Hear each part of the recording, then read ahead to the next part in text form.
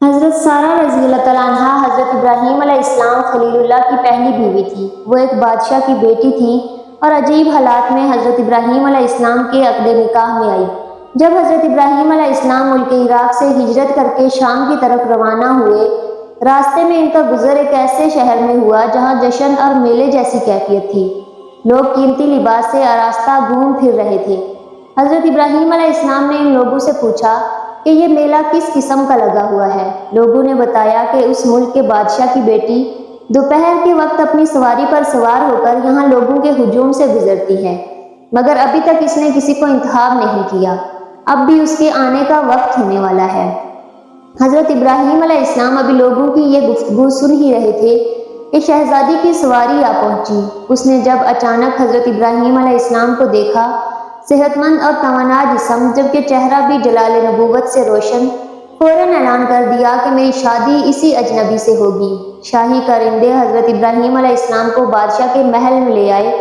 بادشاہ اپنی بیٹی کی پسند دیکھ کر حیران رہ گیا۔ اس کا خیال تھا کہ اس کی بیٹی اپنے لیے کوئی صاحب ثروت پسند کرے گی۔ جب اس نے سادہ کپڑوں میں ملبوس ایک نادار آدمی کو دیکھا تو بہت افسوس ہوا۔ حضرت سارہ رضی اللہ تعالیٰ عنہ کو بہت سمجھایا کہ بیٹی یہ تیرا جوڑ نہیں، اپنے شوق اور خیال سے باز آ جا، لیکن حضرت سارہ رضی اللہ تعالیٰ عنہ اپنی بات پر قائم رہی۔ چنانچہ مجبوراً بادشاہ نے اپنی لہتے جگر پیاری بیٹی کی شادی حضرت ابراہیم علیہ السلام سے کر دی۔ چند دن وہاں گزارنے کے بعد حضرت ابراہیم علیہ السلام نے مصر جانے کا ارادہ ظاہر کیا تو حضرت سارہ رضی اللہ تعالیٰ عنہ نے بھی اصرار کیا کہ وہ ساتھ جائیں گی۔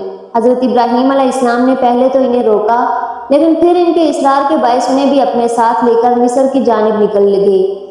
جب مصر کی طرف پہنچے تو معلوم ہوا کہ وہاں ایک نہایت ظالم اور بدکار شخص بادشاہ بنا ہوا ہے، جس نے یہ حکم دے رکھا ہے کہ جب تک کوئی عورت بادشاہ کے ملاحظہ سے نہ گزرے، وہ نہ تو مصر کی حدود سے گزر سکتی ہے اور نہ ہی مصر میں رہ سکتی ہے۔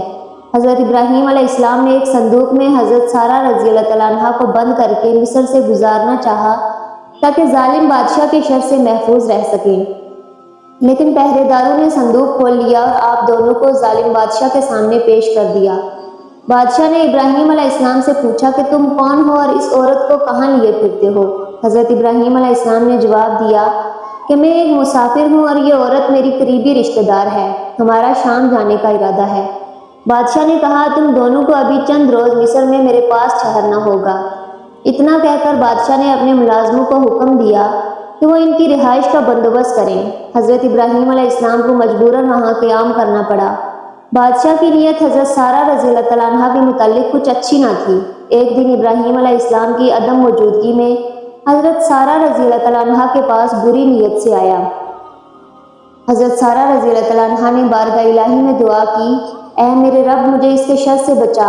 اللہ تعالیٰ نے بادشاہ کو مفلوج کر دیا، جبکہ بعض روایتوں کے مطابق اندھا کر دیا۔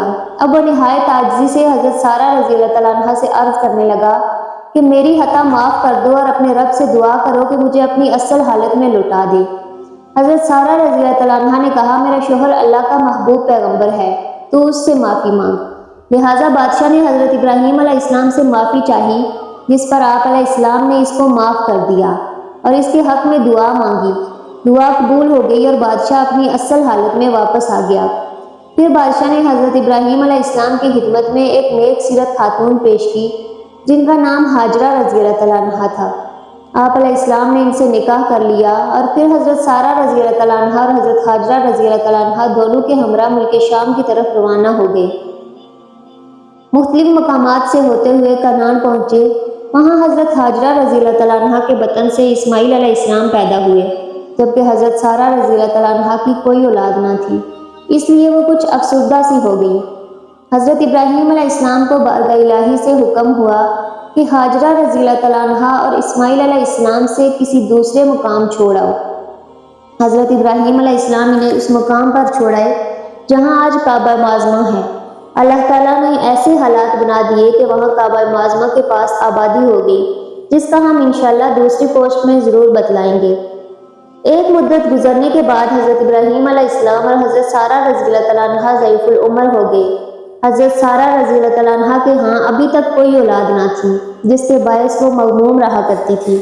حضرت ابراہیم علیہ السلام کی عادت شریفہ تھی کہ کھانا تنہا نہ کھاتے تھے بلکہ کسی نہ کسی مہمان کے ضرور شریک طعام کرتے تھے۔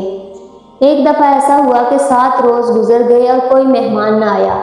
حضرت ابراہیم خلیل اللہ بہت متفکر تھے۔ 7ویں روز 2 نوجوان مسافر آئے۔ حضرت ابراہیم علیہ السلام بہت خوش ہوئے اور فوراً ایک بچڑا ذبح کیا اور اس کا گوشت بھون کر مہمانوں کو پیش کیا، لیکن مہمانوں نے کھانے کو ہاتھ تک نہ لگایا۔ حضرت ابراہیم علیہ السلام نے سوچا کہ شاید مہمان ناراض ہیں۔ ان دونوں نے مسکرا کر کہا، اے خلیل اللہ، ہم دونوں فرشتے ہیں اور لوط علیہ السلام کی قوم کی سزا دینے پر مقرر ہوئے ہیں۔ ہم تمہیں ایک بیٹے اسحاق علیہ السلام کی پیدائش کی خوشخبری دیتے ہیں۔ حضرت سارہ رضی اللہ عنہا یہ سن کر ہنس پڑیں اور فرمانے لگیں کہ یہ کیسے ہو سکتا ہے، میں تو ضعیف العمر اور بانجھ ہو چکی ہوں اور میرا شوہر بھی ضعیف العمر ہو چکے ہیں۔ فرشتوں نے کہا کہ اللہ تعالیٰ ہر چیز پر قادر ہے۔ یہ کہہ کر فرشتے چلے گئے۔ کچھ عرصہ بعد حضرت سارہ رضی اللہ عنہا کے ہاں حضرت اسحاق علیہ السلام پیدا ہوئے۔ جس طرح حضرت سارہ رضی اللہ عنہا کی افسردگی اور حیرت کو اللہ تعالیٰ نے مسرت میں بدل دیا۔ حضرت اسحاق علیہ السلام بڑے جلیل القدر پیغمبر